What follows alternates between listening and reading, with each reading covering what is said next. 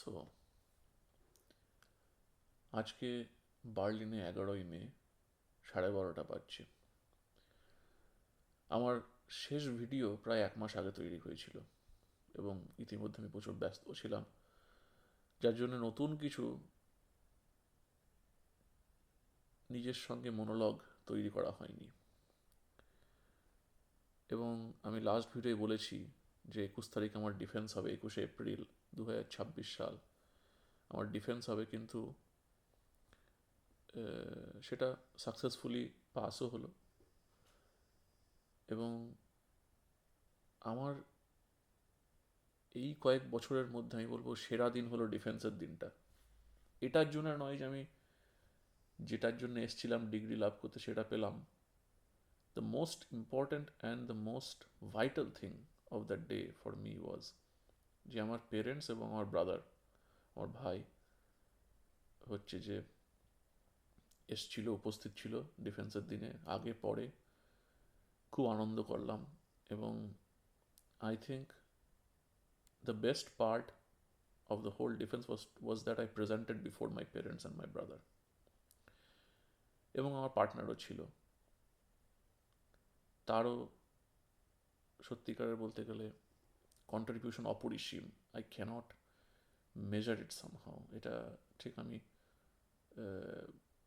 তুলনা করতে পারবো না। আমার প্যারেন্টের গার্জেনরাও, সরি, আমি আমার আমার পার্টনারের গার্জেন বা তার প্যারেন্টরা, তারাও অমায়িক হচ্ছে সাহায্য করেছে আমাকে এই 4 বছরের জার্নিতে।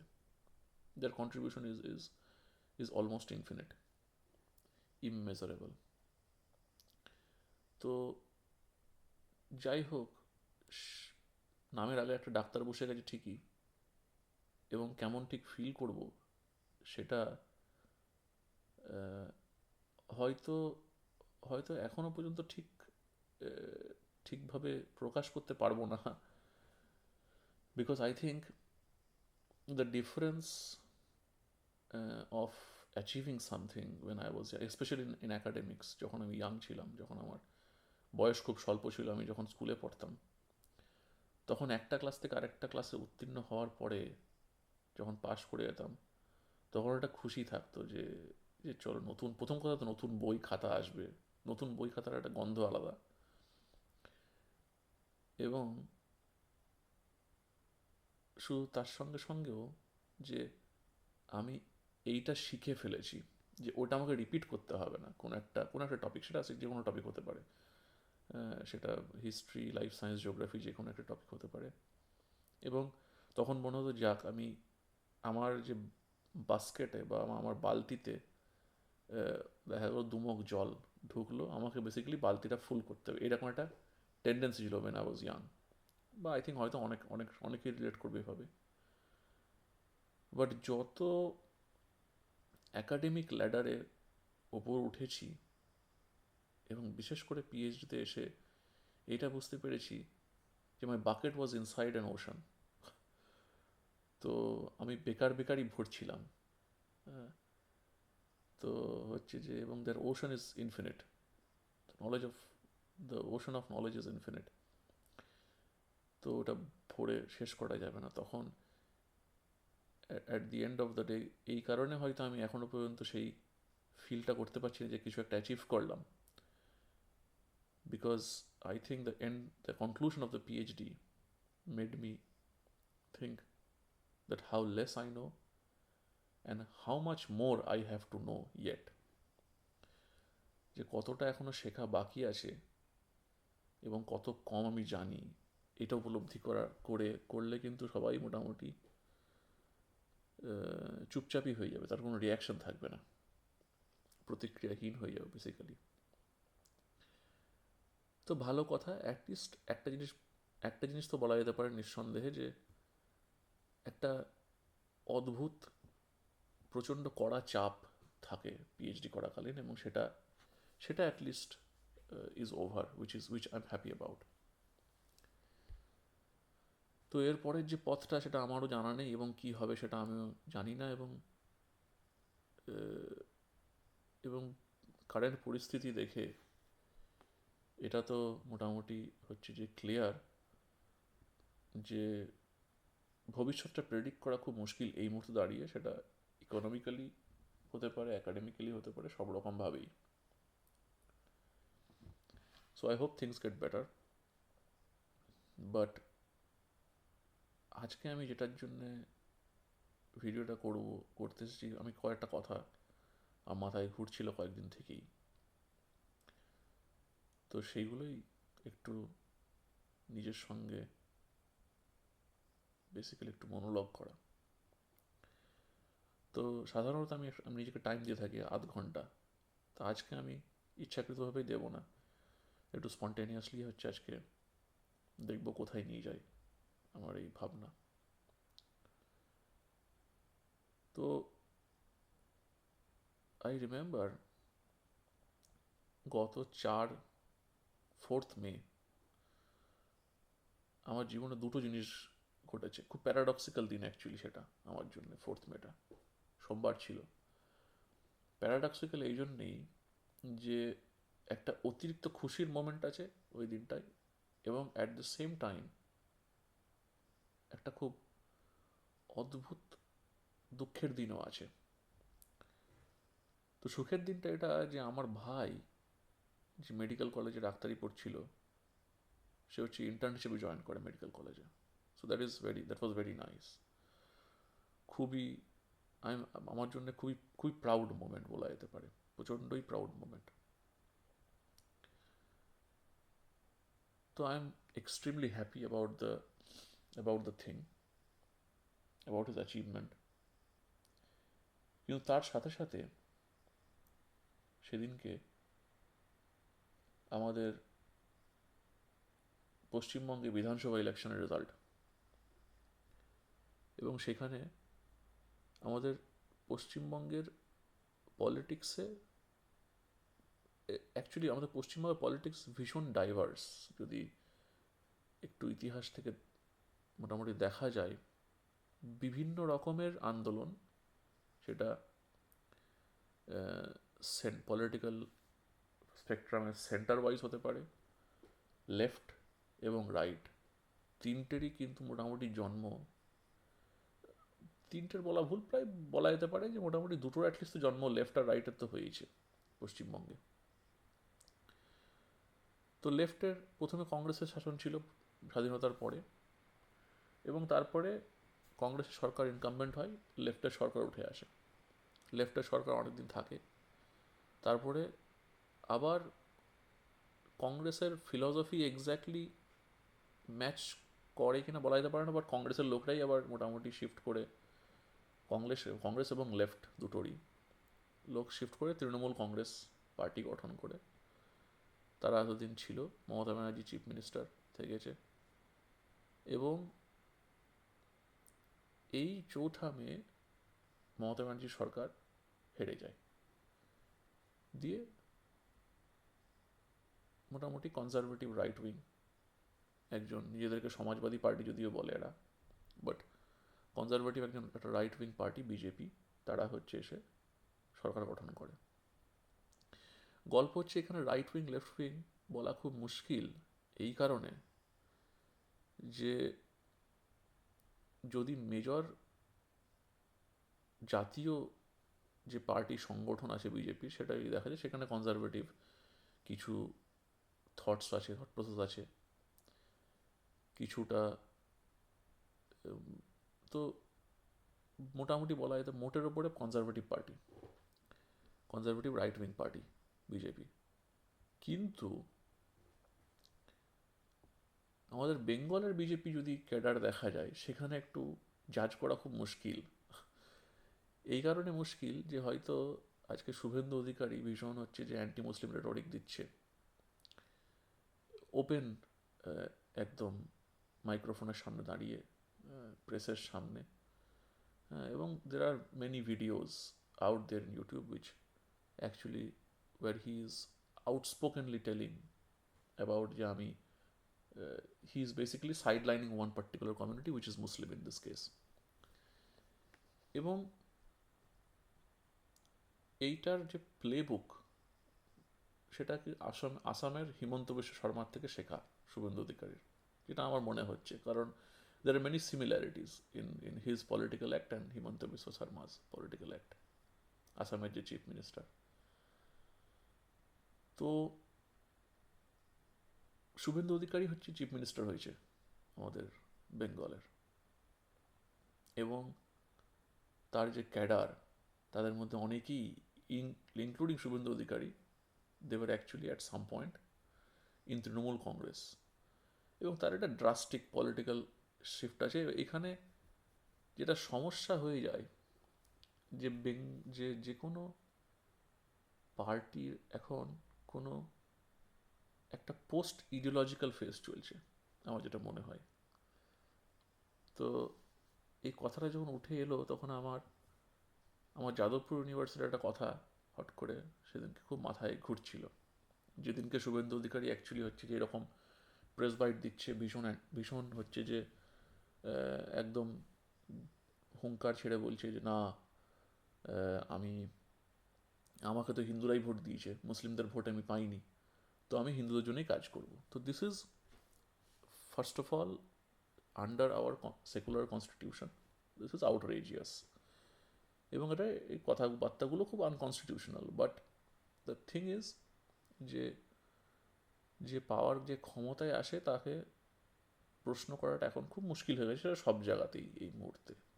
যদিও অনেকেই বলবে যে না, বিভিন্ন দেশে তো এখনো পর্যন্ত কথা বলছে না, তা না। Yes, there are some nuts and bolts, যেগুলো হচ্ছে আছে বলে, ইন প্লেস আছে বলেই হচ্ছে যে এখনো পর্যন্ত অনেক কিছু জিনিস ঘটছে না,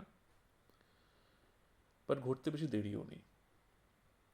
তো যাই হোক, returning to the event in Jadavpur university, আমি যাদবপুর ইউনিভার্সিটি একটা অ্যানেকডোট হচ্ছে হঠাৎ করে সেদিনকে মনে হলো, আমি যেটা বললাম। তো আমাদের যাদবপুরে আমি যখন ভর্তি হয়, হ্যাঁ, এবং তার আগে একটু প্রেক্ষাপট দেওয়া দরকার, কারণ আমি প্রথমবার কোনো পলিটিক্যাল হচ্ছে যে মতবাদ আমি রাখছি, সো টু সে। তো আমি যে ঘরে জন্মগ্রহণ করি, সেই ঘরের খুব মিক্সড পলিটিক্যাল ইডিওলজি ছিল। ছোটোবেলায় অত কিছু বুঝতামও না, রাজনীতি মানেই ভাবতাম যে স্লোগান দিতে হবে, বাইরে বেরিয়ে হুঙ্কার ছাড়তে হবে, আর ভোট দিন, এই চিহ্নে ভোট দিন, ওই চিহ্নে ভোট দিন, এটা চিৎকার করতে হবে। That was what politics to me. তো I was growing up in a communist state, not communist state but communist government, যেটা খুবই একটা ফ্যাসিনেটিং পরবর্তীকালে, যে ম্যাক্সিমাম ক্ষেত্রেই কমিউনিস্ট পার্টি কিন্তু থ্রু রেভলিউশন এসছে, যেখানেই এসছে, সেটা সোভিয়েত ইউনিয়ন হতে পারে, চায়না হতে পারে, বা যেখানেই মোটামুটি কমিউনিস্ট পার্টি আজকে সরকারে আছে, তারা কিন্তু থ্রু রেভলিউশন এসছে, নট থ্রু ইলেকশনস। সেটা লেনিনের মুভমেন্ট, বলশেভিক মুভমেন্ট হতে পারে, সেটা মাওজেদং হতে পারে, সবাই মোটামুটি তাই। কিন্তু সামহাউ ইন ওয়েস্ট বেঙ্গল, যেখানে একটা faction of the left wing party, তারা চেয়েছিল থ্রু রেভলিউশন দিয়ে আসতে, যাদেরকে নাক্সালাইটস বলে আজকে আমরা চিনি, বা বলে যাদেরকে। এবং কিন্তু আরেকটা অংশ, তারা কিন্তু ইলেকটোরাল ডেমোক্রেসি থ্রু দিয়ে কিন্তু ঢুকেছে, উইচ ইজ ভেরি ফ্যাসিনেটিং, যেটা কিন্তু একটা অবিরল একটা দেশ। সেটা কেরালা গভর্নমেন্টও তাই, তারা ইলেকশন লড়েই কিন্তু স্টেট গভর্নমেন্টকে মোটামুটি এসছে। তো আমি যখন বড় হচ্ছি ছোটবেলায়, ওই টাইমটাই রাজনীতি পুরোটা বুঝতাম না। রাজনীতি মানেই ভাবতাম, আমার মাথায় এটাই ঢুকে গেছিল যে আমাদের স্কুলের মাস্টারমশাইরা সবাই লেফটিস্ট, যেটা খুব একটা হাস্যকর বিষয় এখন যখন মনে করি। আমি ভাবতাম যে মাস্টারমশাই মানেই তারা লেফটিস্ট হবে, তারা লেফটের লোক, বামপন্থী। এবং একটা টাইমে ছিল তাই, একটা শিক্ষক কমিউনিটির একটা বিশাল বড় একটা অংশ, তারা কিন্তু লেফট গভর্নমেন্টকে বা কমিউনিস্ট পার্টিকে ভোট করতো। তারা আইডিওলজি মেনেও চলতো, কেউ কেউ তো একদম কট্টর মার্ক্সবাদ ছিল, তারা ভগবান টগবান বিশ্বাস করতো, নাস্তিক পুরো। তো আমার বাড়িতে তো মোটামুটি, বিশেষ করে মুসলিমদের ক্ষেত্রে, হ্যাঁ, আমি যেহেতু মুসলমান ঘরে জন্মেছি, তো মুসলিম ঘরে বলা ভুল, এটা অ্যাকচুয়ালি সব ঘরেরই হয়তো মোটামুটি গল্প, কিন্তু মুসলিমরা যেহেতু মাইনরিটি কমিউনিটি, তারা কিন্তু একসঙ্গেই চেষ্টা করে পার্টিকুলার কোনো একটা সরকারকে ভোট দিতে। তারা চট করে স্ক্যাটার হবে না, because minority are always in fear. যদি এটা ভালো করে দেখা যায়, গোটা ওয়ার্ল্ড জুড়ে যেখানে যেখানেই মাইনরিটি মেজরিটির ভাগাভাগি আছে, মাইনরিটিরা অলওয়েজ এমন একটা সরকার চায় যে তাদেরকে প্রোটেক্ট করবে। তো এবং এবং প্রোটেক্ট করাটাই কিন্তু গভর্নমেন্টের একটা একটা এজেন্ডা হওয়া উচিত। যদিও ইকুয়ালিটি হ্যানা ত্যানা আছে, এইরকম আইডেন্টিটি পলিটিক্স না করাই ভালো, বাট যেখানে তারা পীড়িত তাদেরকে সাপোর্ট করা কিন্তু একটা অংশ, because this is our human law. আমি সেটা মনে করি, এটা ন্যাচারাল ল নয়। ন্যাচারাল ল হলে সে মেজরিটি উড উইন, ঠিক আছে। মাইনরিটিকে সাপোর্ট করাটাই হলো যে আমাদের সভ্যতার মোটামুটি পিলার, একটা পিলার। তো যাই হোক, আমার ফ্যামিলিতে আমার বাবার ইডিওলজি মোটামুটি সেন্টার, খুব সেন্টার এবং একটু লেফটের ঘেঁষা। আমার মায়েরও পলিটিক্যাল ইডিওলজি, হ্যাঁ, কোন পার্টি ফার্টি আমি জানি না, because I think they are mostly their political ideology are party agnostic, যেটা আমি দেখেছি, যেটা আমি বুঝেছি পরে।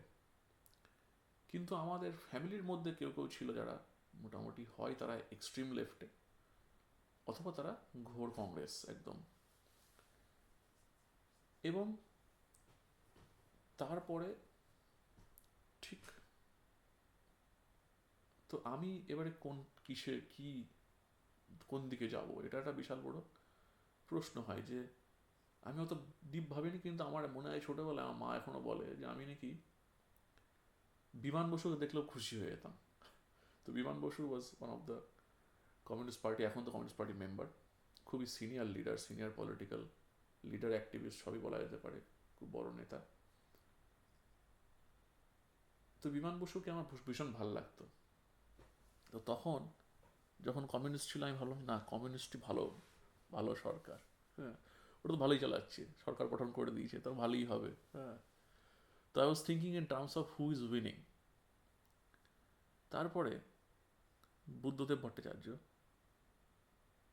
হচ্ছে যে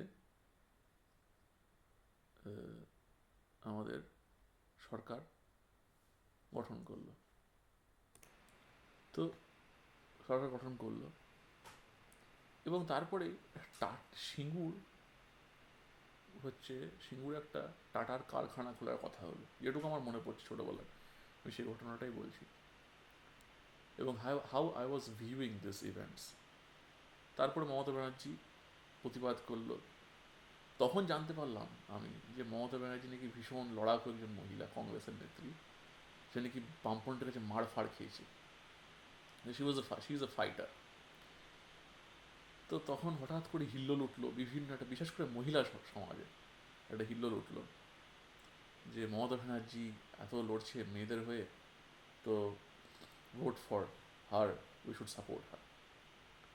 মমতা ব্যানার্জি জিতে গেলো, গভর্নমেন্ট সরকার গঠন করলো, কমিউনিস্টরা হেরে গেল। 34 ইয়ার্স কমিউনিস্টরা থেকেছে নাকি, ওই টাইমেই জানলাম যে 34 ইয়ার্স ধরে আছে। তো যাই হোক, সরকার তো মোটামুটি পড়ে গেল, তৃণমূলের সরকার এলো। তাই was thinking, wow, she fought for it somehow. এবং হচ্ছে যে আই ওয়াজ ভেরি ইমপ্রেসড। তাহলে মমতা সরকারই হচ্ছে যে বেস্ট সরকার, ঠিক আছে। এবং তারপরে তার ওয়েলফেয়ার স্কিম শুরু হলো, হ্যাঁ, কন্যাশ্রী, তারপর ফ্রিতে টেক্সট বুক দেওয়া বিভিন্ন পাবলিক স্কুলে, এবং শুধু তাই নয়, অনেক ধরনের ওয়েলফেয়ার স্কিম চালু করলো। এবং এভরিওয়ান ওয়াজ ভেরি হ্যাপি। কিন্তু আমিও খুব খুশি হলাম। আমার মা বাবা বলছে যে ও খুব ভালো, খুব ভালো, এখানেই ভোট দে, হ্যানা তেনা। তো অনেকেই অস্বীকার করবে ব্যাপারটাতে, কিন্তু আমার মনে হয় যে একটা ফ্যামিলির, যদি যেখানে যেখানে অ্যাটলিস্ট ফ্যামিলিটা এখনো পর্যন্ত ফ্যামিলি কনসেপ্ট ইজ এক্সিস্টিং, মানে এক জায়গায় থাকার ব্যাপারটা, আলোচনা করার যে গ্যাদারিং যেখানে যেখানে এক্সিস্ট করে, সেখানে সেখানে কিন্তু আমি মনে করি যে হচ্ছে যে একটা ফ্যামিলির ইনফ্লুয়েন্স থাকে পলিটিক্সে, তোর পলিটিক্যাল ইডিওলজিতে, এবং এটা অস্বীকার কোনো কোনো জায়গা নেই। হ্যাঁ, কারণ এটা আমি নিজে ব্যক্তিগতভাবেও আমি হচ্ছে যে প্রভাব দেখেছি আমার নিজেরই বন্ধুদের মধ্যে, যাদের হচ্ছে কোনো জ্ঞান ছিল না, তারা পলিটিক্যালি ভীষণ, কিছু কিছু লোকজন থাকে পলিটিক্যালি ইগনোরেন্ট, যে কি হচ্ছে জানার দরকার নেই, কি হবে, আমার তো চলে যাচ্ছে জীবন কোনো রকম ভাবে। তো I have scene them when they grew up and when they were about to vote for some party in an election, তাদের কিন্তু মতবাদ হঠাৎ করে চেঞ্জ হয়ে যায়, এবং তারা হয়তো আমার আদর্শে মানছে না, সেটা বড় ব্যাপার নয়, but they do choose something which they are not aware of before that time. মানে একটা হয় গ্র্যাজুয়াল চেঞ্জ, যে হ্যাঁ তুমি জানছো, তুমি শিখছো, you are always changing, but those those who are, I have seen many of my friends যারা হচ্ছে কিন্তু একদম মানে সেকেন্ডের মধ্যে তারা হচ্ছে যে মোটিভেটেড হয়ে গেল কোনো একটা পার্টিকুলার পার্টিকে ভোট দেওয়ার জন্য, সেটা কংগ্রেস হতে পারে, বিজেপি হতে পারে, সিপিএম হতে পারে, যে কোনো একটা। হুম। তো মোটামুটি এটাই হলো। তারপরেই আমি কিন্তু চলে এলাম, তো আমার মোটামুটি পলিটিক্যাল ইডিওলজি বলতে কিন্তু ভীষণ ভ্যারি করছে। হ্যাঁ, কখনো বামফ্রন্টকে ভাল লেগেছে, হ্যাঁ, কখনো তৃণমূল ভালো লাগে, তখন এই পরে যখন ইন্ট্রোস্পেক্ট করেছি ব্যাপারটা, আই থট মেবি আমার ওই টাইমে কোনো পলিটিক্যাল ম্যাচুরিটি ছিল না, এবং না থাকাটাই স্বাভাবিক আমি মনে করি। You can't get something in one single day, এটা হয় না, এভরিথিং কামস আপ গ্র্যাজুয়ালি, যে কোনো জিনিস সেটা হতে পারে। তো it's basically like I was solving A maths problem and I was good at the solving part. এটা নয় যে আমি ভীষণ থিওরিটা ভীষণ ডিপলি জানি, বাট আমি যদি সলভ করতে শিখে যাই, I learn the pattern of solving. তো সেখানে কিন্তু ডিপ কোনো ইনসাইট থাকে না। তো আমার পলিটিক্যাল ইডিওলজিটা এই এজ পর্যন্ত, অ্যাটলিস্ট বিলো 18, আমার কিন্তু এরকমই ছিল। তখন ওই ভোট দিতে পারতাম না। 18-র পরে আমি হচ্ছে যে যাদবপুরে ভর্তি হলাম। তো একটা নোশান সবসময় ছিল যখন আমি ভর্তি হওয়ার আগেই, সবাই অনেকেই বলতে কথাটা, আরে যাদবপুরে যাচ্ছি সব লেফটিস্টদের আড়গাড়া, সব বামপন্থীরা ওখানে থাকে। তো আমারও মাথায় ওটা একটা সেট হয়ে গেছিলো যে ওরা সব হচ্ছে কমিউনিস্ট লোক। হুম। তো কমিউনিস্টদেরকে আমি আমি রক্তওয়ালা কমিউনিস্টদেরকে দেখিনি। কিছু কিছু জায়গাতে ভীষণ রক্তাক্ত অবস্থা, মারামারি কাটাকাটি প্রচুর কমিউনিস্টরা করেছে অনেক গ্রামে, এবং সেটা দিস ইজ রেকর্ডেড, এটা এটা অস্বীকার করার কোনো জায়গা নেই যে তারা কিন্তু অত্যাচার করেছে। তাদের ক্যাডাররা গ্রামে গ্রামে, বিভিন্ন গ্রামে, আমারই গ্রাম, আমার যে নানির গ্রাম খাঁজিতে, আমি শুনেছি ভীষণ পলিটিক্যাল ভায়োলেন্সের কথা। কিন্তু আমি আমার চোখে যেসব কমিউনিস্টদেরকে দেখেছি, বা কংগ্রেসে আমি যেসব নেতাদেরকে দেখেছি অ্যাকচুয়ালি, ইনফ্যাক্ট সবাই কিন্তু ভীষণ, তাদের সঙ্গে কথা বলা যায়, I mean they have, they listen to you, এবং you can converse with them. কিন্তু অ্যাট দ্য সেম টাইম আমার এরকম এক্সপিরিয়েন্স আছে, একজন শিক্ষক, মাধ্যমিক পরীক্ষা দিতে গেছি, বসে আছি, আমাদের স্কুলের টাই পরার প্রচলন ছিল, কারণ তো আমি টাই পরেছিলাম। তো আমার নাম দেখলো খাতাতে রৌনক ফারহাদ, এবং তখন বললো যে ও আমার, সরি খাতাতে নয়, আমার অ্যাডমিট কার্ডে। তো নাম দেখে তখন বলছে, ও বুঝতে পারলো যে আমি আমি মোহাম্মদান কমিউনিটির লোক, এবং হি ওয়াজ অ্যান আরএসএস গাই। তো তখন আমার টাই ধরে বলছে, বাহ ভালোই তো টাই পড়েছিস রে। দিস ওয়াজ, মানে এটা একটা কটাক্ষ করে বলা আর কি। তখন আমি ওটা বুঝতে পারিনি, পরবর্তীকালে আমার বাবা মা বলেছিল, আরে এটা বিজেপি আরএসএস। তখন কিন্তু জানতাম না যে বিজেপি আরএসএস কি। But then I realised at some point যে বিজেপি আরএসএস মানে হচ্ছে বেসিক্যালি হচ্ছে যে একটু অ্যান্টি মুসলিম, অ্যান্টি মাইনরিটি। হ্যাঁ, মুসলিম হিসেবে অ্যান্টি মাইনরিটি বলা যেতে পারে। তো দিস ওয়াজ এ প্রসেস, আমি এইটাই এরকমভাবেই চলছে সব কিছু। 2014, if I am not wrong, BJP হচ্ছে যে সরকারে এলো, মানে central গভর্নমেন্টে। I also saw some news article where Modi's past যে প্রাইম মিনিস্টার আমাদের যখন করেন, তার কিছু পাস্ট বিভিন্ন ইন্টারভিউ হেনা তেনা হাবি জাবি নিয়ে একটা রেটরিক বা মানে দেখাচ্ছে নিউজ পেপার, যে এইগুলো করেছে যেগুলো ভীষণই হচ্ছে মাইনরিটি বিরোধী কাজ কারবার, এবং একটা কমিউনিটিকে সাইডলাইন করার চেষ্টা এই গভর্নমেন্টে হতে পারে অ্যান্টিসিপেটিং। তো আমাদের কিছু কিছু লোক ছিল ওই আমাদের শহরেই, যারা হচ্ছে যারা মোদি গুজরাটে প্রচুর ইন্ডাস্ট্রি করেছে, আমাদের ভারতবর্ষে আসার পরে আমাদের ভারতবর্ষে কিন্তু পুরো গুজরাট মডেল হয়ে যাবে, প্রচুর ইন্ডাস্ট্রি হবে, প্রচুর কাজ হবে, প্রচুর এই হেনা তেনা তাই। তো আমিও তখন বিশ্বাস করে নিলাম যে তাহলে তাই হবে নিশ্চয়ই, কারণ this is a fact that you can see in newspapers and all, যে হ্যাঁ এখানে প্রচুর কারখানা হয়েছে, সিঙ্গুরের কারখানা, ন্যানোর কারখানা নাকি চলে গেছে গুজরাটে, সব শুনলাম। তো এই সব জিনিসপত্র দেখে শিখে আমি কিন্তু মোটামুটি ঢুকছি যাদবপুরে। তো তখনও পর্যন্ত আমার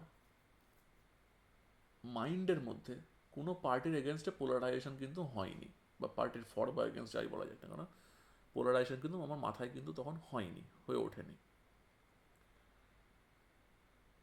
তো আমি তো মাথায় অলরেডি হচ্ছে যে ইনডক্ট্রিনেটেড হয়ে গেছি যে বামপন্থী লোকরা হচ্ছে যাদবপুরে থাকে। তো আমি ঢুকলাম, ঢুকে দেখছি কোনো এসএফআই পার্টি হচ্ছে কোনো ইউনিয়নে নেই, কারণ এসএফআই হলো student party, student organisation of communist party. যদি হচ্ছে যে কোনো স্টুডেন্ট পার্টি হচ্ছে চট করে কিন্তু বলেন না আমরা নিজেদের ইন্ডিপেন্ডেন্ট হেনা তেনা হাবি যাবি, কিন্তু ইডিওলজিক্যালি এবিভিপি বিজেপির ইউথ পার্টি, তৃণমূল কংগ্রেসেরও হচ্ছে ইউথ টিএমসি আছে, প্রত্যেক পার্টির একটা ইউথ উইং থাকে। যাদবপুরে গিয়ে দেখলাম, আমি ছিলাম সায়েন্স ডিপার্টমেন্ট থেকে, তো সায়েন্স ইউনিয়নটাই হচ্ছে আমার ইন্টারেস্টের জায়গা। সেইখানে আমি গিয়ে যখন ঢুকলাম, ঢুকে জানতে পারলাম যে এখানে নাকি হচ্ছে ডাব্লুটিআই বলে একটা পার্টি আছে। এখন ডাব্লুটিআইটা কি কোনোদিন নাম শুনিনি। তো তখন হচ্ছে জানতে পারলাম যে ডাব্লুটিআই নাকি হচ্ছে একটা ইন্ডিপেন্ডেন্ট পার্টি, এবং একটা ন্যারেটিভ এই পার্টির ক্রিয়েশনের বিহাইন্ডের যে রিজন সেটা হলো যে এসএফআই এর আগে ছিল, প্রচুর অত্যাচার করেছে, বোম ফোম নিয়ে নাকি লোকজন ঢুকে যেত, বোম ফোম মারতো ইউনিভার্সিটিতে, এবং ভীষণ নাকি অ্যানার্কিস্ট একটা ব্যাপার স্যাপার হয়ে গেছিল। তো সেইখান থেকে ছুটকারা পেতে পেতে পাওয়ার জন্য কিছু লোকজন যারা হচ্ছে ইন্ডিপেন্ডেন্ট পার্টি কনস্ট্রাক্ট করে ডাব্লিউটিআই, এবং তারা এসএফআই এগেনস্টে লড়ে ডাব্লিউটিআই ক্ষমতায় আসে। তো ঠিক আছে, এইবারে তখন ভাবলাম যে বাহ, বেশ ভালো। হ্যাঁ, তো I think at that point I was too shy, হয় টু শাই, অথবা আমি বলবো too timid to actually represent myself with a party that is well established. সেটা কমিউনিস্ট পার্টি হতে পারে, সেটা বিজেপি হতে পারে, সেটা তৃণমূল হতে পারে, সেটা কংগ্রেস হতে পারে, বা সেটা ইভেন আরএসও, আইসা, আরএসএফ, বিভিন্ন রকম পার্টি ছিল যারা এক্সট্রিম লেফট উইঙ্গের। তো ওই মুহূর্তে আমি কিন্তু কেন জানি না খুশি হলাম যে আমরা কোনো পার্টিজান পলিটিক্সে নেই, যে আমরা নিজেদেরকে ইন্ডিপেন্ডেন্ট বলতে পারবো, আমাদের নিজস্ব একটা লিবারেল মতবাদ থাকতে পারবে, আমাদেরকে কোনো রিজিড কোনো একটা পার্টিকুলার ইডিওলজিতে যেতে হবে না, everything is changing, change is the only constant. তো আই ওয়াজ হ্যাপি। ডাব্লিউটিআই সদস্য আমি, খুব কোনো মেম্বারশিপ ছিল না আমাদের, ঠিক আছে। তো ইট ওয়াজ ইভেন মোর বেটার যে তুমি তোমার মতবাদ রাখতে পারবে, সেটা যেরকম মতবাদ হোক না কেন, রাইট লেফট সেন্টার কোনো কিছু যায় আসে না। তো ওয়েল এনাফ অ্যান্ড গুড। তো তারপরে আমাদের পরপর আন্দোলন শুরু হলো। একটা আন্দোলন হলো যে আমাদের ইলেকশন বন্ধ করে দেওয়া হবে, তার একটা আন্দোলন হলো, বিশাল বড় আন্দোলন, অল ইউনিয়ন মিছিল হেনা তেনা। তারপরে তার জন্য ভিসি ঘেরাও হলো। তারপরে হচ্ছে এসব করার পরে আমাদের ইলেকশন মোটামুটি সাকসেসফুলি আমরা রিটার্ন করলাম, আমাদের ইউনিভার্সিটিতে ইলেকশন হবে। তো আমার ফাইনাল ইয়ার তখন মাস্টার্সের, যখন ইলেকশনের মোটামুটি আমরা রিটার্ন একটা কিছু স্টেটমেন্ট পেলাম যে হ্যাঁ এবার ইলেকশন করা যেতে পারে। তো সেই ইলেকশনটাতে আমি খুব ইনভলভ ছিলাম, আমি সেই ডিটেলসে আছি না কীরকম ইনভলভ ছিলাম হ্যানাতে না, ভীষণ ইনভলভ ছিলাম। তো সেই ইলেকশন ইনভলভমেন্টের একটা টাইমে এসে আমি ভাবলাম, হঠাৎ আমি তখন প্রচণ্ড বেশি ইন্ট্রোস্পেক্ট করতে শুরু করলাম যে এই এই যে এই পার্টিকুলার পার্টি কেন ভোট দেবে লোকে, ঠিক আছে? Because I have never done, প্রচার প্রচার করিনি কোনোদিন আমি সেরকমভাবে, বা এত ইনভলভ ছিলাম না ইলেকশনে এর আগে। আমি হ্যাঁ পার্টিতে ছিলাম, লোকের ভালো করতাম, একটু গল্প আড্ডা করতাম, ইউনিয়ন রুমে গিয়ে খেলা করতাম, ক্যারাম খেলতাম, দ্যাটস ইট।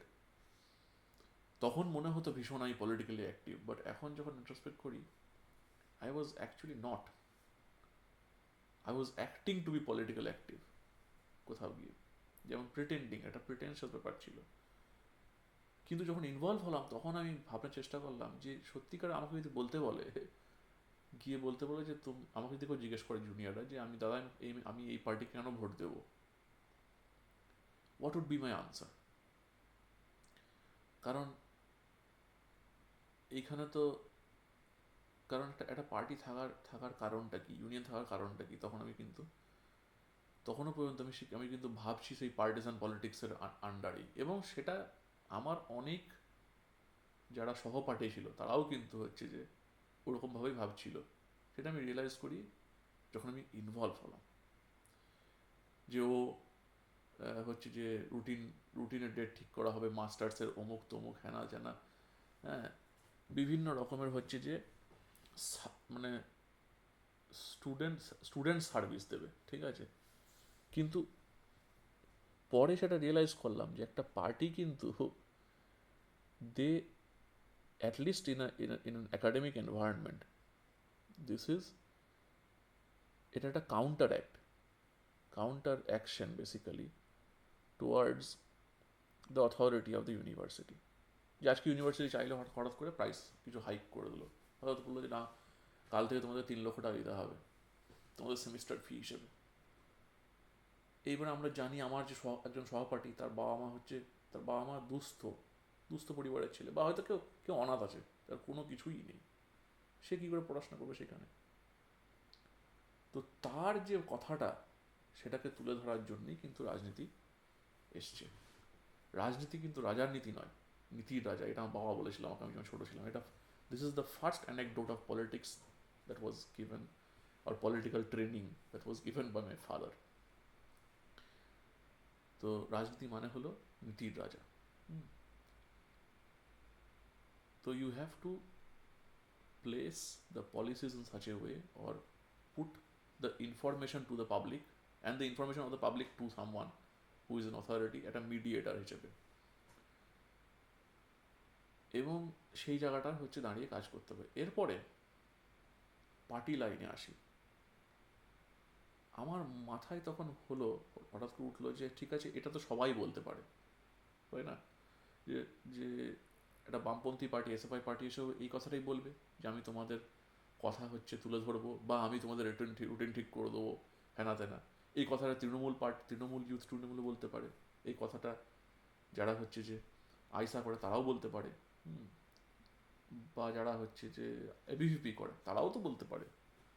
তাহলে তখন তাহলে তাহলে কি দিস ইজ অনলি এ মিয়ার কম্পিটিশন, যেখানে হচ্ছে কিছু পলিটিক্যাল পার্টি লড়াই করবে, আর সেই লড়াইয়ের মাধ্যমে হচ্ছে লোকেরা ভোট দিয়ে তাদেরকে জেতাবে?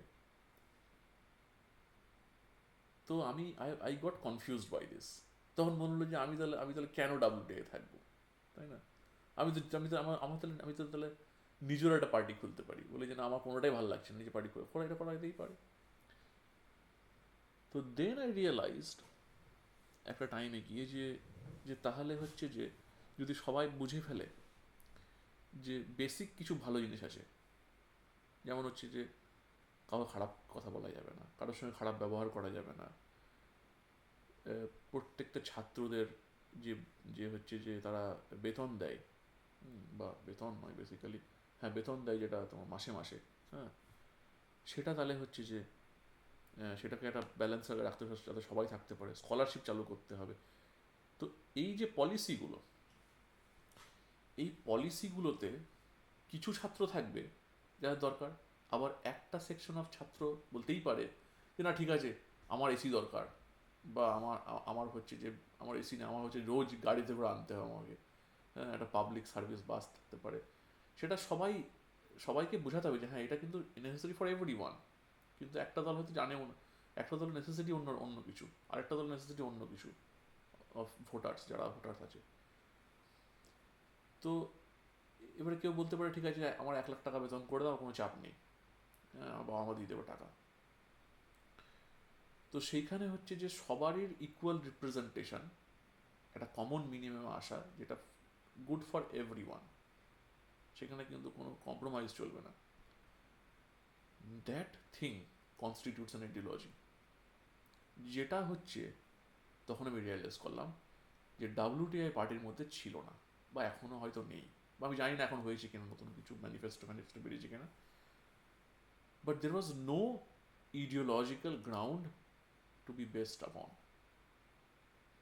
যেটার জন্যে সেই পার্টিটা বাকি পার্টিদের থেকে আলাদা হবে। এইবারে গল্পটা হলো, আমার এই প্রশ্নটা ভীষণ বিদ ছিল।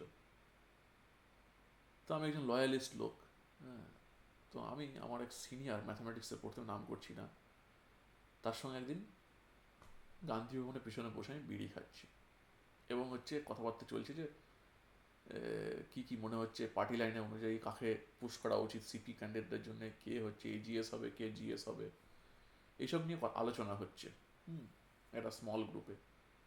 এবং তখন বুঝলাম যে আমাদের পার্টির ভিতরে লবি আছে অনেক কটা, একটা লবি আছে যারা হচ্ছে একরকম ভাবে, আরেকটা লবি যারা একরকম ভাবে। তো তখন হচ্ছে যে আমি আমি দাদাকে আমি প্রশ্ন করলাম যে আচ্ছা, এতদিন তো তুমি এই পার্টিতে আছো, তো তোমার মনে হয় না যে এই পার্টির লাস্ট যে স্টেপ বা লাস্ট যে স্টেজ, সেটা কিভাবে শেষ হতে পারে, যে একটা পার্টির উইদাউট ইডিওলজি কী করে চলতে পারে এতদিন? তার একটা কারণ কারণ যখন হচ্ছে যে ভীষণ মিক্সিং হবে বিভিন্ন ধরনের, তখন কিন্তু সেই পার্টির অস্তিত্বটা থাকবে না, কারণ তারা তখন বিচ্যুত হবে, এবং যার জন্য তখন একটা টাইমে গিয়ে কিন্তু ইডিওলজি নয়, সে কিন্তু এত লিবারাল হয়ে যাবে যে সে জাস্ট তখন জেতার জন্য ভাববে। এবং I think at that point most of the parties were thinking in terms of partisan lines, যেটা এখন আমাদের পলিটিক্যাল পার্টির সমস্যা হয়ে গেছে, যে তারা যে মেন অবজেক্টিভটা সেখান থেকে বেরিয়ে পড়েছে। এবং এবং আজকে তাই হচ্ছে, আজকে জাস্ট ইলেকশন জেতার জন্যে যেটা যেটা করতে হবে, যে মেশিনারি আমাকে ইউজ করতে হবে, সেটাই হচ্ছে আলটিমেট অবজেক্টিভ। মেশিনারি ইউজ করে জিততে হবে, that is the only thing. এবং সেটা কিন্তু আজকে ছোপ পড়ছে। তো ওই দিন কিন্তু সে দাদার কাছে কোনো উত্তর ছিল না। ও বললো আমি এটা ভেবে দেখিনি, আমি জানি না, আমি এটার উত্তর কিন্তু আমিও জানি না। তো that was good that he acknowledged যে this was also unknown to him, which is I think a great thing to say এই মুহূর্তে। যদি আমাকে কেউ ঘুরিয়ে পেঁচিয়ে কথা বলতে, তখন বলতেন না তাহলে তাহলে গেঁড়া কোল আছে কিন্তু, হ্যাঁ। তো যাই হোক, I really respected that senior of mind from mathematics department, আমার খুবই কাছের লোক, এখন অনেক দিন কথা হয়নি তার সঙ্গে। তো this was kind of my experience in politics. এবং আজকে দাঁড়িয়ে কিন্তু সেই সিচুয়েশনটা হয়ে গেছে পার্টিজান পলিটিক্সেও, ইলেকটোরাল যে পলিটিক্স, সেখানেও কিন্তু আমরা দেখতে পাচ্ছি যে যেভাবে দল বদল হচ্ছে বিভিন্ন ক্যান্ডিডেটের, তাদের ইডিওলজি ডাজন্ট ম্যাটার এনিমোর। এবং যার জন্যে কিন্তু ইডিওলজি দিয়ে এখন ইলেকশন জেতাটাও খুব মুশকিল হয়ে গেছে, because the lines R completely fractured, যে লাইনগুলো ছিল। আমি সেদিন খুব সুন্দর, আমি তিনটে বড় পার্টি যারা ছিল, তাদের হচ্ছে যে সিপিএম, তৃণমূল এবং বিজেপি, তাদের তিনজনেরই ভাষণ টাষণ দেখেছি, প্রেস বাইট দেওয়া, হেনা তেনা। তো আজকে তৃণমূলের হারও কিন্তু এটার জন্যই হয়েছে আমার মনে হয়, একটা বিশাল বড় কারণ। এখন যে ব্যাপারটা আছে, ইলেকশন কমিশনারের ইন্টারভেনশন থেকে শুরু করে সেগুলো তো রয়েছে, সেগুলো হচ্ছে যে বিচার তো লোকে করছে, বিভিন্ন ফার্টিকেল দেখা যাচ্ছে অলরেডি নিউজ পেপারে। The major thing that I think is at flaw at this point in West Bengal politics. Indian politics যাওয়ার মতো আমার অত জ্ঞান নেই, কিন্তু যেটুকু আমি বাংলার রাজনীতি দেখছি তার মধ্যে যে তৃণমূলের এই যে তৃণমূল ওয়ান, কিন্তু তাদের বিশাল বড় ফ্ল হচ্ছে they did not create the leaders. আমাদের ডাব্লিউটিআই এর ক্ষেত্রেও এই প্রবলেমটাই ছিল যে we did not created leaders. আমাদের যারা সিপি এজিএস জিএস দাঁড়িয়েছিল তাদেরকে গুডউইল বেসিসে অথবা তাদের ফেস দেখে যে তারা কেমন লোকজন, সেটা খুব ম্যাটার করে। But I think a vision is also important, very important for a leader. Strong leader, weak leader, এটা তো একটা ফ্যাক্টর লোকে অনেকেই কনসিডার করে, but I think the most important is whether the leader is visionary or not. তার একটা দিশা থাকবে যে হ্যাঁ, যে আমাদের ক্যাম্পাসে ফর এক্সাম্পল আমি আমি খুবই লজ্জিত নিজে এখন এখন যখন আরও বেশি ডিপলি ভাবি যে আমাদের যাদবপুরে যদি কোনো মহিলার পেচ্ছাপ পায়, there is zero place in Jadavpur, আমি যখন অ্যাটলিস্ট ছিলাম, যেখানে হচ্ছে সে টয়লেটে যেতে পারবে। তাকে ইদে যেতে হবে হচ্ছে গান্ধী ভবনের কোনো একটা পরিষ্কার টয়লেটে, বা আমাদের পিজি সায়েন্স বিল্ডিংয়ে, বা আমাদের আর্টস ডিপার্টমেন্টে একটা পরিষ্কার বাথরুম ছিল, পরে আর্টস ডিপার্টমেন্ট ইউনিয়ন হচ্ছে এসে একটা বড় বাথরুম করেছিল। কিন্তু মাই কোয়েশ্চেন ইজ, মানে আমাদের ইউনিভার্সিটি কি এইটুকু টাকা দিতে পারবে না যেখানে একটা হচ্ছে পরিষ্কার বাথরুম থাকবে? তো দিস ইজ রিয়েলি অ্যাবসার্ড, এবং আমি মনে করি এটা এটা একটা ল্যাক অফ ভিশন। এবং তারপরে হ্যাঁ, অনেকে বলতে পারে আরে ভাই তুমি জানো আমাদের সেন্ট্রাল গভর্নমেন্ট থেকে টাকা আসে না, ওইখান থেকে এখান থেকে টাকা আটকে দেয়, ওখান থেকে আটকা দেয়।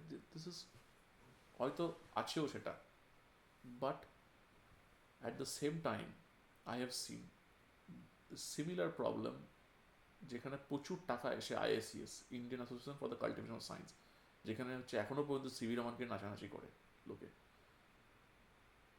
তো সেখানে হচ্ছে গাদা গাদা টাকা এনে কি করে না হচ্ছে যে বাউন্ডারিওয়ালা টাইলস বসায়।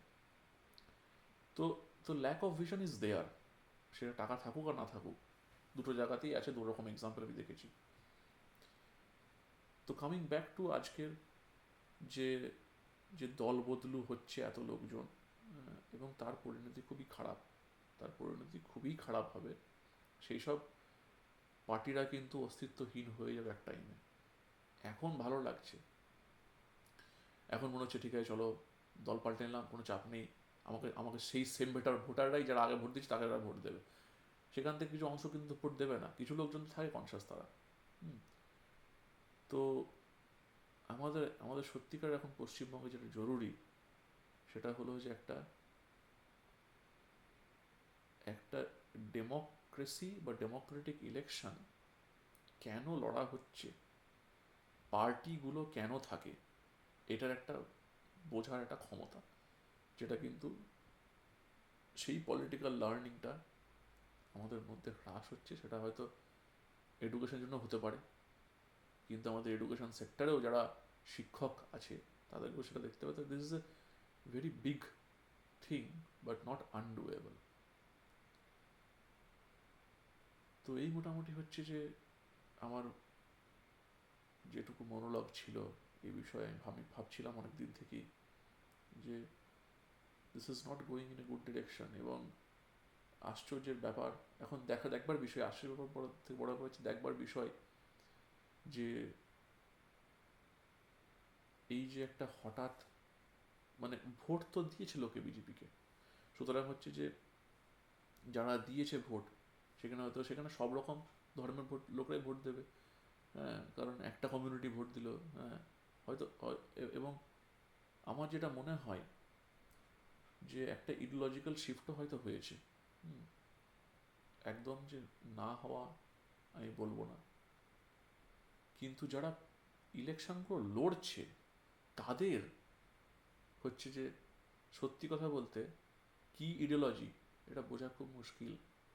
হয়তো লোকে ভাবছে যে আজকে কেউ একটা নেতা এসে প্রচণ্ড অ্যান্টি মুসলিমের হচ্ছে যে ভাষণ দিচ্ছে, এবং তার মানে এটাই যে এটাই হচ্ছে মেসেজ অফ হোল বেঙ্গল, এটা কিন্তু বলা ভুল। Same goes for the whole India too. এখনো পর্যন্ত বিভিন্ন জায়গাতে হচ্ছে যে বিভিন্ন, আমি ঠিক নয়ডাতেই সম্ভবত একটা হচ্ছে যে আন্দোলন শুরু হয়েছে, ওয়ার্কার্স মুভমেন্ট। সেখানেও দেখা যাচ্ছে যে লোকে দুটো টাকা চাওয়ার পরিবর্তে হচ্ছে এত মানে তাদের উপরে প্রেশার। আজকে তেলের দাম বেড়েছে, তার জন্যে হচ্ছে যে আহ্বান জানাচ্ছে বিভিন্ন, আমাদের প্রধানমন্ত্রী আহ্বান জানাচ্ছে যে নো উই শুড, আমরা হচ্ছে যে তেল তেল কম ইউজ করব। কেন? What is this is not, এটা সমাধান তো হতে পারে না। হ্যাঁ, তো তো যাই হোক, খুবই একটা খুবই খুবই একটা মানে কি বলবো, একটা বাজে পরিস্থিতি এই মুহূর্তে রাজনৈতিকভাবে আমি দেখছি। এবং তার একটা আমার পশ্চিমবঙ্গের একটা প্রধান কারণ, আমি আমি যেটা গ্রামে ট্রামে আমি থেকেছি, এমন ছোট শহরেই, তো তখন হয়তো অতটা আমি ডিপলি খেয়াল করিনি। কিন্তু এখন যখন ভাবি, যখন যাদবপুরে ছিলাম, তখন I was thinking in terms of very ideological grounds, যে যে লেনিন কি বলছে, বা পেরিয়ার কি বলছে, বা ভগৎ সিং কি বলছে, বা কার্ল পপার কি বলছে, যত রকম ইন্টেলেকচুয়াল কথাবার্তা, that is completely irrelevant to the common people, at least বেঙ্গলে। Because Kolkata is not Bengal. বেঙ্গলটা কিন্তু হচ্ছে বোলপুরও, বেঙ্গলটা হচ্ছে মেদিনীপুরও, বেঙ্গলটা হচ্ছে কিন্তু সাগরদিঘি, বেঙ্গল হচ্ছে কিন্তু মেটিয়াবুরুজ, হ্যাঁ, সব মিলিয়েই কিন্তু হচ্ছে বেঙ্গল।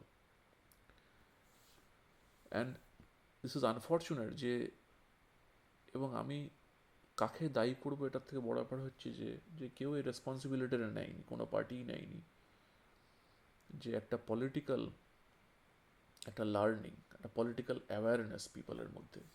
পলিটিক্যাল অ্যাওয়ারনেস মানে এটাই নয় যে তোমার কোনো পার্টি লাইনকে সাপোর্ট করতে হবে। Political awareness is what you are thinking, what is your belief system. ধর্মীয় নেসেসারিলি নয়, কিন্তু বিলিফ সিস্টেম হলো যে তুমি তুমি হচ্ছে কী কী চাইছো, তার ডিমান্ডটা তুমি কোথায় করবে, কীভাবে করবে, এবং তার অধিকারটা কিন্তু তোমার ওই একটা ভোটেই আছে। Many people I have seen think in terms of, আরে ঠিক আছে, আরে নোটাতে ভোট দিয়ে দে। নোটাতে NOTA option is the worst option I think in the election. কারণ হচ্ছে নোটা অপশনটা করে দেওয়া মানে হচ্ছে তুমি তুমি পলিটিক্যালি আরও বেশি আনএওয়ার করে ফেলছো তোমার জনগণকে। এবং সবচেয়ে বড় ব্যাপার আজকে, যে বিশাল বড় প্রবলেম ইন্ডিয়া অ্যালায়েন্স তৈরি করেছে। ইন্ডিয়া অ্যালায়েন্সের মধ্যে কিছু কিছু সাংবাদিক এই কদিনে বলছে যে রাহুল গান্ধী নিয়ে খুব খুশি হবে যে বেঙ্গলে হেরে গেল, তাহলে তো আমি মোটামুটি এখন হচ্ছে লিডার হব ইন্ডিয়া অ্যালায়েন্সের। If this is the thought process, they would never win. তারা কোনোদিন জিততে পারে না, কংগ্রেস কোনো দিন জিততে পারবে না। I think the regional parties should think fighting locally first. ছোট ছোট জায়গা থেকে পদক্ষেপ নিতে হবে। প্রথমেই ভেবে নিচ্ছে প্রধানমন্ত্রী হয়ে যাব গিয়ে, this is a big flaw. Abhishek ব্যানার্জিকে হচ্ছে এত তার সেলিব্রেশন করা, হ্যাঁ, এবং তার সাথে সাথে হচ্ছে যে we have two also sometimes forgive people, যে হচ্ছে যে কিছুই নয়, তোমাকে পার্টি লাইনে ভোট দেওয়ার দরকার নেই। তুমি হচ্ছে যে তোমার ওই পার্টিকুলার অঞ্চলে, একটা ছোট্ট শহরে, আমি সিউড়ি শহরের কথা বলতে পারি, আমাদের ওইখানে হচ্ছে এখনো পর্যন্ত সদর শহর হিসাবেও আমাদের সেখানে কিন্তু হচ্ছে যে connectivity to Kolkata is very poor. কী করে সম্ভব সেটা? সেখান থেকে ভালো তো গভর্নমেন্টটা ফাইট করতে পারছে না। যে কটা এমএলএ এমপি আছে বীরভূমের, সিউড়ির এমএলএ বা আমাদের বীরভূম এর যারা এমপি আছে, তারা সব মানে থার্ড ক্লাস লোক, সত্যি বলতে third class. They don't have any vision. প্রথম কথা, তারা হচ্ছে শুধু ওই একটা স্করপিও গাড়ি চাপতে পারবে, সরকারের বাতি লাগাতে পারবে, আর হচ্ছে একটা বাংলো পাবে। That is the only thing they think about. তো এরকম লোকদেরকে যখন আমি সিলেক্ট করবো, সেই জনতাকে থেকে বুঝতে হবে সেটা, যে তুমি তুমি সিলেক্ট করবে যে গাড়ি চাপা বাবুকে, নাকি তোমার জায়গাতে যে হচ্ছে যে তোমার উন্নয়ন করবে তাকে। The thought process might seem very simple to think about, এবং লোকে বলবে যে এত এটা সোজা ব্যাপার, এটা তো সবাই বলে, বাট এটাকেই অ্যাক্ট করতে হবে। ইউ হ্যাভ টু অ্যাক্ট আপন দিস। বলে তো সবাই, কিন্তু বুঝতে হবে যে যে হচ্ছে যে আমার শুধু নিজের জন্যও নয়, পাশের লোকটার জন্য দেখতে হবে। আমি আমি জানি না আগের কোনো ভিডিওতে এই গল্পটা বলেছি কিনা, বাট বিষ্ণু পুরাণের একটা হচ্ছে জেনেসিস স্টোরি আছে, খুব সুন্দর কাহিনী, যেটা হচ্ছে বেসিক্যালি এক্সপ্লেন করে যে মানব সভ্যতাকে কেন এতদিন থাকলো। তো গল্পটা এরকম যে মানু রাজা, সে নদীতে চান করতে গেছে। তো আমি এই গল্পটা বলেই শেষ করব। নদীতে চান করতে গেছে, নদীতে চান করতে করতে হচ্ছে হঠাৎ করে দেখলো যে একটা ছোট্ট মাছ লাফাচ্ছে। তো গেল, গিয়ে বললো, আরে তোমার কি সমস্যা, লাফাচ্ছ কেন? তো বলছে, আমাকে দিয়ে বাঁচাও, আমাকে বড় মাছ খেয়ে ফেলবে। তো মানুষ সঙ্গে সঙ্গে একটা ছোট্ট কাপের মধ্যে একটু জল তুলে নিয়ে সেই মাছটাকে নিয়ে তার নিজের প্রাসাদে চলে গেল। কিছুদিন পরে দেখছে মাছটা আবার লাফাচ্ছে কাপের মধ্যে। বলছে, আমি তো বড় হয়ে গেছি। দেখছি আরও বড় হয়ে গেছে মাছটা। বলছে, এখানেই বাঁচতে পারবো না। তো বললো, ঠিক আছে। তো সেই মাছটাকে একটা বড় গামলায় জল দিয়ে রাখলো। আবার কিছুদিন পর আবার মাছ ঝাঁপাচ্ছে, আবার কান্নাকাটি শুরু করেছে। বলছে, আরে তুমি কেন লাফাচ্ছ? বলছে যে আমি বাটির থেকে বেশি বড় হয়ে গেছি, আমি বোধহয় আর বাঁচবো না। তো বললো, ঠিক আছে, তোমার জন্য একটা হ্রদ করে দেওয়া হবে। তাহলে বিশাল বড় একটা লেক, আর্টিফিশিয়াল লেক তৈরি করে ফেললো মাছটার জন্য। তো মাছটাকে ওখানে রেখে দিল। মাছটাও খুশি। আবার কয়েকদিন পরে দেখছি মাছ অনেক বড় হয়ে গেছে, হ্রদের থেকেও বড়। তখন মাছটা বলছে, আরে বাঁচবো না বাঁচবো না, আমাকে এখান থেকে বাঁচাও। তো তখন বলছে, ঠিক আছে, তোমাকে আমি তাহলে সমুদ্রে নিয়ে চলে যাব। তো সমুদ্রে যখন নিয়ে গেছে, তখন মাছটা আরও বড় হয়ে গেছে। বলছে, বাঁচাও বাঁচাও। তখন মানুষ বুঝতে পেরেছে এই মাছটা কোনো সাধারণ মাছ নয়, তো স্বয়ং হচ্ছে বিষ্ণু দেবতা। তো তখন সঙ্গে সঙ্গে প্রণাম টনাম করলো মানু। তখন মাছটা হচ্ছে বর দিল যে কসমিক সাইকেল, হিন্দু মিথোলজি অনুযায়ী কসমিক সাইকেলে হচ্ছে যে বিশ্ব ব্রহ্মাণ্ডে, মানে দেবতা বিষ্ণু যখন চোখ বন্ধ করে তখন হচ্ছে যে ঘুমাতে যায়, তখন হচ্ছে যে গোটা বিশ্ব ব্রহ্মাণ্ড ধ্বংস হয়ে যায়। আর যখন ঘুম থেকে ওঠে তখন আবার হচ্ছে যে বিশ্ব ব্রহ্মাণ্ড সৃষ্টি হয়। তো the whole universe goes through cosmic cycles of sleeping and waking up of Vishnu. তো তখন বিষ্ণু বলল, ঠিক আছে, তোমাকে আমি নৌকা দিচ্ছি। তো এই নৌকাতে তুমি আর কয়েকজনকে চাপিয়ে তোমরা হচ্ছে যে আমি তোমাদেরকে বাঁচিয়ে নিয়ে যাবো প্রত্যেকটা কসমিক সাইকেলের এন্ডে। এবং তুমি হচ্ছে যে তোমাকে তোমার বরদান, মানে আমি তোমার বর দিলাম যে হচ্ছে যে মানব সভ্যতা প্রত্যেক কসমিক সাইকেলকে হচ্ছে জয় করবে, কোনোটাতেই মারা যাবে না, শেষ হয়ে যাবে মানুষ। তো গল্পটা কেন হচ্ছে বিষ্ণু দেবতা হচ্ছে যে মানুষকে সাহায্য করলো, কারণটা হচ্ছে যে জঙ্গলের যা নিয়ম, রুল অফ জঙ্গল, বা rule of jungle, rule of forest, law of forest, সেটার অর্থ হলো যে যার শক্তি বেশি, ক্ষমতা বেশি, সে রাজত্ব করবে। কিন্তু যেটাকে বলছে মাৎসান্যায়, মৎসন্যায়। হ্যাঁ, আর একটা হলো ধর্ম। তো ধর্মটা হচ্ছে কি না, যেখানে হচ্ছে বেসিক্যালি যে যে মানুষের যে law, rule of human beings, rule of human civilization, সভ্যতার ল, সেটা বলছে যে যখন কেউ শক্তিশালী কোনো কম শক্তিশালীকে, কোনো কম ক্ষমতাশালীকে হচ্ছে রক্ষা করবে, সেটাই হলো সভ্যতার বেসিক্যালি বীজ, মানব সভ্যতার বীজ, মানব সভ্যতার সৃষ্টির কারণ এটা। তো this human beings need to understand, সেটা তুমি মেজরিটি হতে পারো, মাইনরিটি কিন্তু বার করবে খুঁজে। মানুষের নিয়মই, কারণ আমরা তো ন্যাচারাল বিং, আমাদের নিয়মই ওটা যে আমরা সবসময় কোনো কম ক্ষমতাশালীকে খুঁজবো যাকে আমি অপ্রেস করবো। We have to get out of this thing and this feeling. তো এই মোটামুটি হলো কথা। তো যাই হোক, অনেক রকম পেসিমিজম আলোচনা হলো আজকের যে কথাবার্তার মধ্যে। কিন্তু তার মধ্যে অপটিমিজম এটাই যে যে যখন মনে হবে এই সরকার কেমনভাবে চলবে বলা খুব মুশকিল। কিছু জিনিস লোকে প্রেডিক্ট করে ফেলে পাস্টের হচ্ছে যে ইনসিডেন্টস থেকে, ফ্যাক্টস থেকে। তো কিছু খারাপ সময় তো আসবে, স্বাভাবিক। সেটা অলরেডি কিছু কিছু রেটরিকে বোঝা যায়, আভাস পাওয়া যায় খারাপ জিনিসের অলরেডি থেকে, আগে থেকেই। ভালো জিনিসের আভাসটা পাওয়া খুব মুশকিল হয়ে উঠছে আজকাল। তো আশা করো ভালো কিছু হবে এর মধ্যেও মানুষ হচ্ছে যে একটু চেতনাশীল হবে, একটু ভাববে, এবং এটা মনে রাখবে যে আমাদেরকে, সেটা যে কোনো স্তরের মানুষ হতে পারে, যে কোনো ধর্মের মানুষ হতে পারে, যে কোনো লিঙ্গের মানুষ হতে পারে, তাদেরকে ভাবা দরকার যে সমাজে কিন্তু সবারই জায়গা আছে, এবং সবাইকে জায়গা করে দেওয়াটাও কিন্তু আমাদের কর্তব্য। সেটা যেন ভুললে চলবে না। যেটা হচ্ছে যে রাজনৈতিক দলদেরকেও বুঝতে হবে, তারা যখন রাজনীতিতে নামছে, লোকে বলবে যে পোস্ট ইডিওলজিক্যাল হেনাতেনা হাবি যাবি, কিন্তু ইডিওলজি দরকার। ইডিওলজি ইজ দ্য, ওই যে নৌকার পাল বেসিক্যালি। কোন দিকে নৌকা এগোবে তার কিন্তু এটা পরিচায়ক। তো যাই হোক, আজকে খুবই গভীর আলোচনা হলো আমার রাজনৈতিক ইতিহাস। এখনো পর্যন্ত আমি তবে কনক্লুড করবো এই সেন্টেন্স দিয়েই, যে আমি এখনো পর্যন্ত কিন্তু জানি না যে সত্যিকারের আমার রাজনৈতিক আদর্শটা কি। এটা তো জানি যে আমার আমার নিজের জীবনের চলার আদর্শ কি, সেটা জানি।